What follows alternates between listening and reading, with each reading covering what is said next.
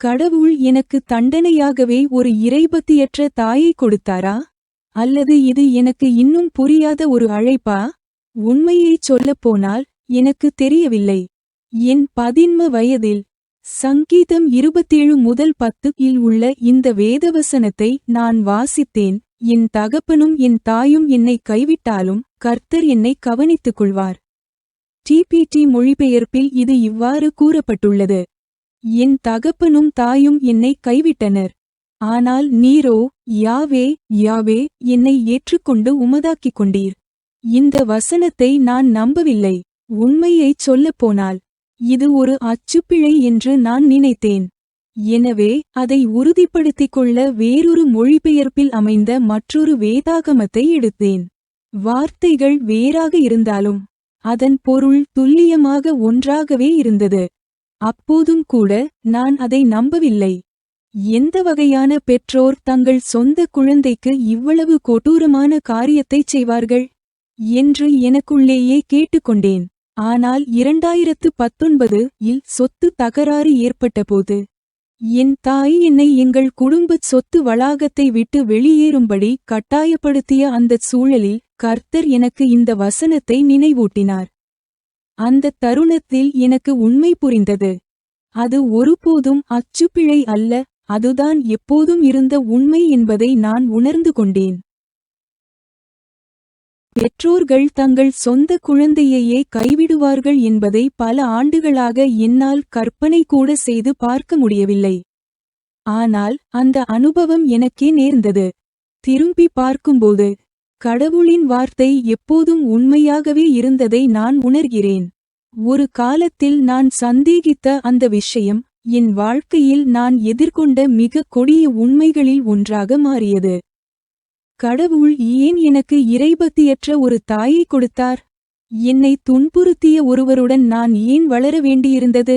அன்பான ஒரு தாய் எனக்கு கிடைத்திருக்கக்கூடாதா? பொய்கள், புறம்பேசுதல் மற்றும் துரோகம் ஆகியவற்றை கடவுள் பார்க்கவில்லையா? இவை அனைத்தின் மூலமும் கடவுள் எனக்கு என்ன கற்றுக் கொடுக்க முயல்கிறார்? நான் தொடர்ந்து கடவுளிடம் இந்த கேள்விகளை கேட்டு வருகிறேன். ஆனால் இன்றுவரை எனக்கு எந்த பதிலும் கிடைக்கவில்லை. எனக்கு ஒரு ஆன்மீக தாய் இருக்க வேண்டும் என்று நான் எப்போதும் ஏங்கியிருக்கிறேன். இயேசுவோடு உண்மையான உறவு கொண்ட, அவருடன் இணைந்து பரிந்து பேசும் ஜெபத்தில் இன்டர்செசரி பிரேயர் நேரம் செலவிடக்கூடிய ஒரு தாயை நான் நாடுகிறேன்.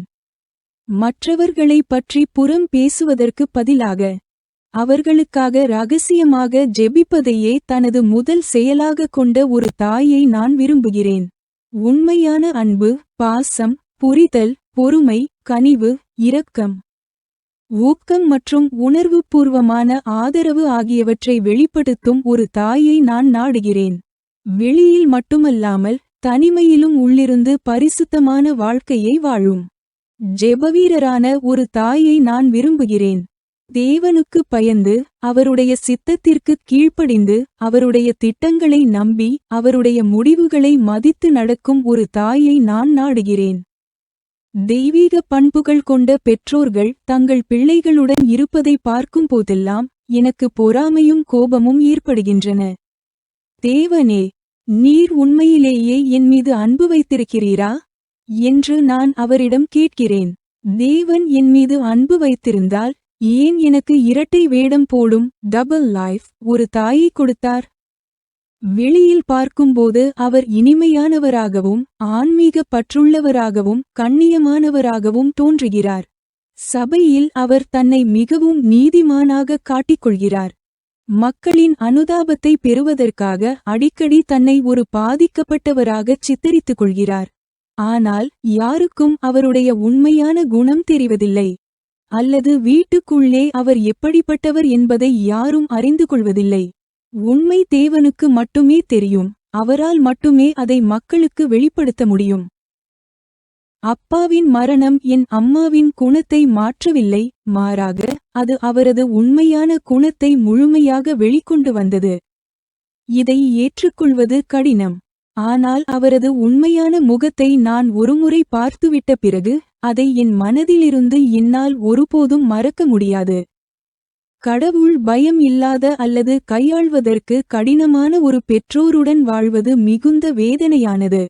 நேர்மையாகவும் நீதியாகவும் வாழ விரும்பும் ஒருவருக்கு கடவுள் பயம் இல்லாத பெற்றோர், உடன்பிறப்புகள் மற்றும் மாமனார் மாமியார் ஆகியோர் அமைவது மிகுந்த மனவேதனையை தரும். குறிப்பாக அவர்கள் பணம் மற்றும் சொத்து மீதான பேராசையில் மூழ்கியிருக்கும்போது அந்த வேதனை இன்னும் அதிகமாகிறது.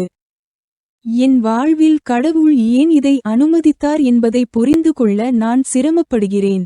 எனக்காக அவர் ஏன் இந்த குடும்பத்தை தேர்ந்தெடுத்தார் என்பதும் எனக்கு புரியவில்லை.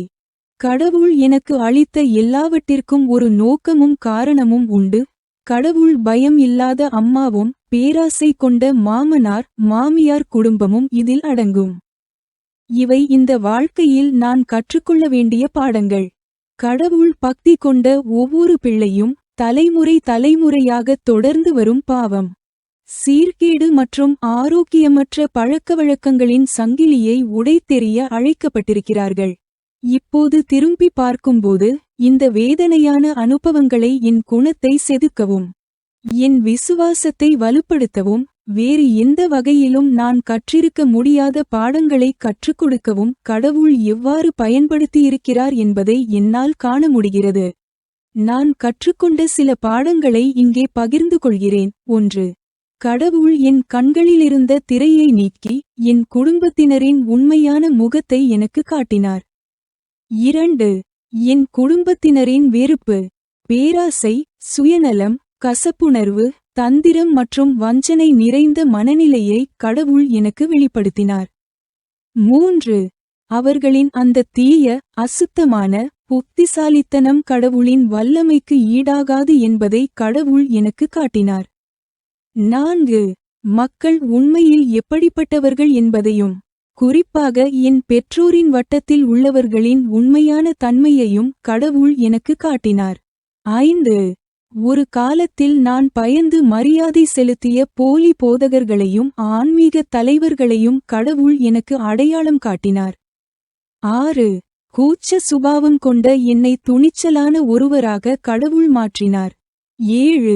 வெளிவேடமிடும் முத்திரைகள் அல்லது என் மீதான தவறான விமர்சனங்களை பற்றி கவலைப்படாமல் உண்மையான மற்றும் இயல்பான ஒருவராக இருக்க கடவுள் எனக்கு கற்றுக் கொடுத்தார். 8. பொதுமக்களின் கருத்தைக் கண்டு பயந்த என்னை தனித்து நிற்க நேர்ந்தாலும் உண்மையை நிலைநாட்ட துணிச்சலுடன் செயல்படுபவராக கடவுள் மாற்றினார். 9.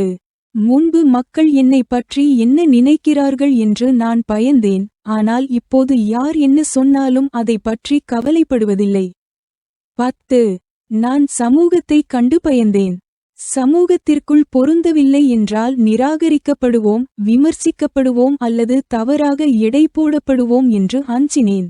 ஆனால் இப்போது மக்களை திருப்திப்படுத்தவோ அல்லது உலகத்தின் அளவுகோல்களுக்கு ஏற்ப வாழவோ நான் முயற்சிப்பதில்லை. 11. முன்பு என் பெற்றோரைப் போலவே நானும் போலியாக இருந்து மற்றவர்களோடு ஒன்றிப்போக முயன்றேன். ஆனால் இப்போது நான் மாறுபட்டு கூட்டத்திலிருந்து தனித்து நிற்கிறேன். 12. என் குடும்பத்தினர் எனக்கு இழைத்த துரோகம் என்னை வலிமையானவராகவும் ஞானம் மிக்கவராகவும் மாற்றியது. 13. கடவுளைத் தவிர வேறு யாரையும் முழுமையாக நம்பக்கூடாது என்பதையும் அந்த துரோகம் எனக்கு கற்றுக் கொடுத்தது. 14. என் குடும்பத்தினரை மன்னிக்கவும் அவர்களை உண்மையாக நேசிக்கவும் அவர்களின் இரட்சிப்புக்காக ஜெபிக்கவும் அந்த துரோகம் எனக்கு கற்றுக் கொடுத்தது. 15. சொத்து தகராறு என்னை கடவுளுக்கு இன்னும் நெருக்கமாக்கியது.